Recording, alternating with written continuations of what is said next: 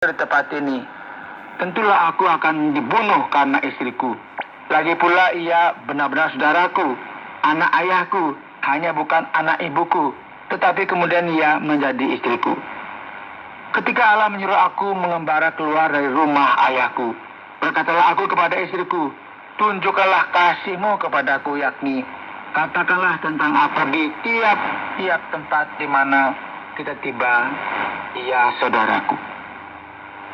Kemudian Abimelek mengambil kandang domba dan lembu sapi, hamba laki-laki dan perempuan, lalu memberikan semuanya itu kepada Abraham.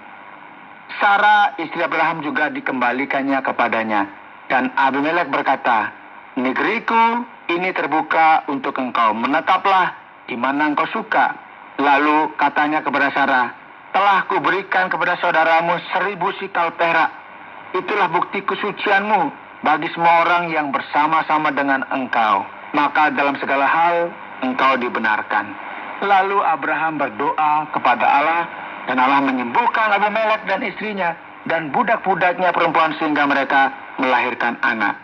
Sebab tadinya Tuhan telah menutup kandungan setiap perempuan di istana Abimelek karena Sarah, istri Abraham itu. Saudara, Abraham telah bertindak sangat bodoh. Ia membahayakan nyawa Abimelek. Jika ia menyentuh Sarah, ia akan mati. Ia juga membahayakan Sarah. Apa yang seharusnya ia lakukan jika raja ini telah mengambilnya? Dan ia mempermalukan Allah yang ia layani.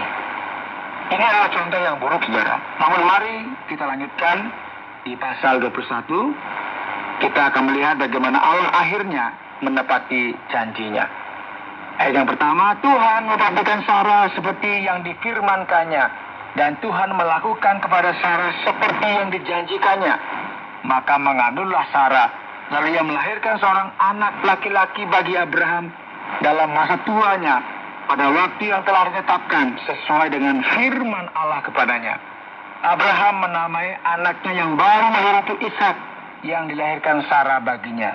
Kemudian Abraham mengingat Ishak, anaknya itu ketika berumur 8 hari, seperti yang diperintahkan Allah kepadanya. Adapun Abraham berumur 100 tahun ketika Ishak anaknya lahir baginya. Berkatalah Sarah, Allah telah membuat aku tertawa. Setiap orang yang mendengarnya akan tertawa karena aku. Lagi katanya, siapakah tadinya yang dapat mengatakan kepada Abraham, Sarah menyusui? Namun aku telah melahirkan seorang anak laki-laki baginya pada masa tuanya. Saudara, Ishak itu artinya tawa. Ayat 8, bertambah besarlah anak itu dan ia disapih. Lalu Abraham mengadakan perjamuan besar pada hari Ishak disapih itu.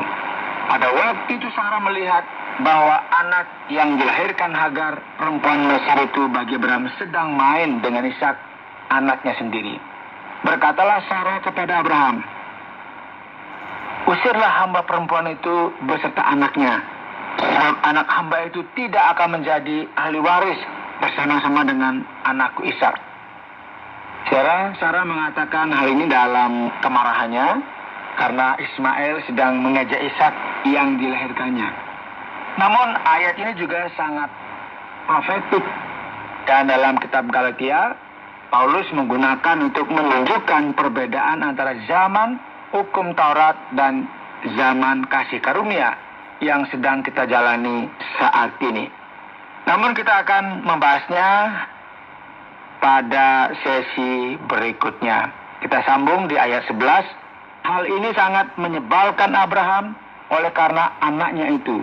Tetapi Allah berfirman kepada Abraham, janganlah sebal hatimu karena hal anak dan budakmu itu. Dalam segala yang dikatakan Sarah kepadamu, haruslah engkau mendengarkannya. Sebab yang akan disebut keturunanmu ialah yang berasal dari Ishak. Ya, ini berarti bahwa keturunan Abraham akan dihitung melalui garis keturunan Ishak.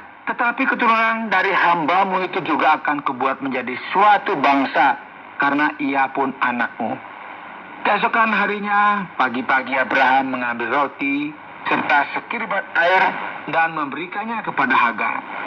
Ia meletakkan itu beserta anaknya di atas paruh Hagar, kemudian disuruhnyalah perempuan itu pergi. Maka pergilah Hagar dan mengembara di padang gurun Berseba. Ketika air yang di Kirbad itu habis, dibuangnyalah anak itu ke bawah semak-semak. Dan ia duduk agak jauh, kira-kira sepemanah jauhnya, sebab katanya, tidak tahan aku melihat anak itu mati. Sedang ia duduk di situ, menangislah ia dengan suara nyaring. Allah mendengar suara anak itu, lalu malaikat Allah berseru dari langit kepada Hagar, katanya kepadanya, apakah yang engkau susahkan Hagar? Janganlah takut, sebab Allah telah mendengar suara anak itu dari tempat dia berbaring. Bangunlah, angkatlah anak itu dan bimbinglah dia, sebab aku akan membuat dia menjadi bangsa yang besar.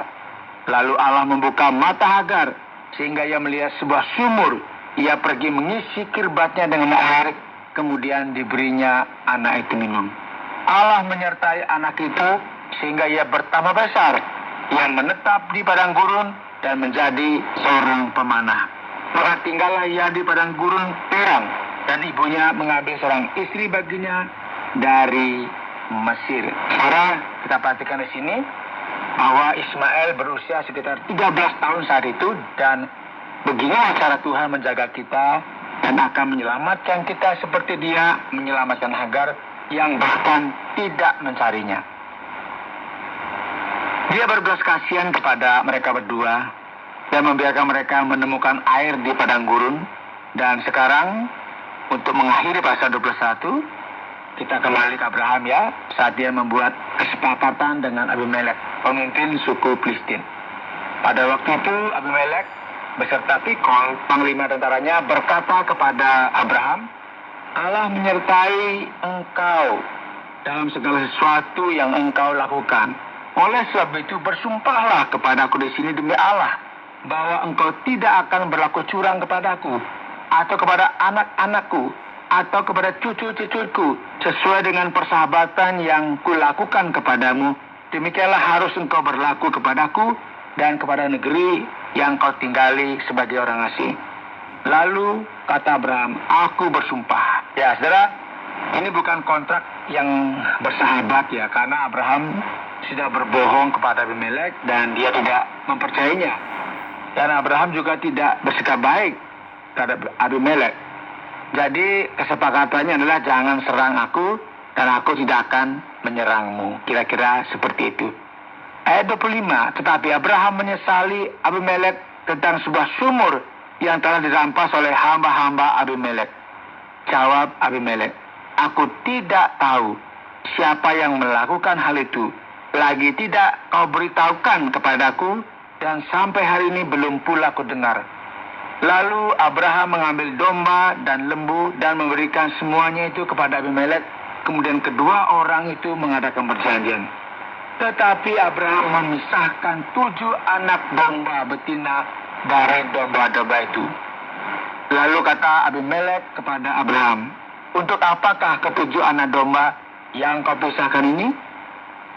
Jawabnya, ketujuh anak domba ini harus kau terima dari tanganku, untuk menjadi tanda bukti bagimu bahwa akulah yang menggali sumur ini.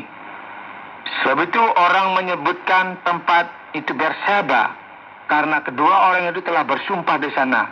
Setelah mereka mengadakan perjanjian di Berseba, ya Berseba berarti sumur sumpah, pulanglah Abimelek beserta Pikol, panglima tentaranya, ke negeri orang Filistin. Lalu Abraham menanam sebatang pohon tamariska di Berseba dan memanggil di sana nama Tuhan, Allah yang kekal.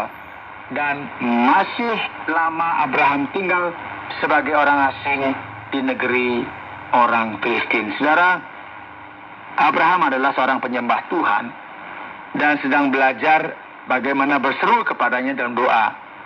Kita perhatikan ya di Yoel pasal 2 ayat 3 kedua, dan akan terjadi bahwa setiap orang yang berseru kepada nama Tuhan akan diselamatkan.